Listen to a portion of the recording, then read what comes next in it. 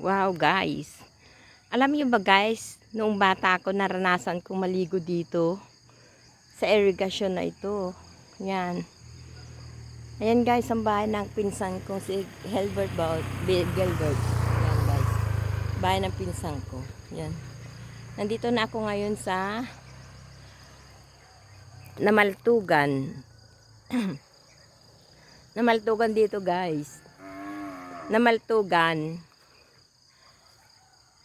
Bakit guys tinawag nilang Namaltugan? Kasi daw nung araw dito nagbabarilan ng mga Hapon, kaya Namaltugan. Namaltugan, nagbabarilan, nagpapaltugan, Namaltugan. Yeah guys, ito oh. Yan. Doon banda ako nagtatanim, may bukid kami diyan ng ex ko. Doon ako nagtatanim or ex ko or ex-in-law. Mga mother-in-law ko. Guys, yan. Yan.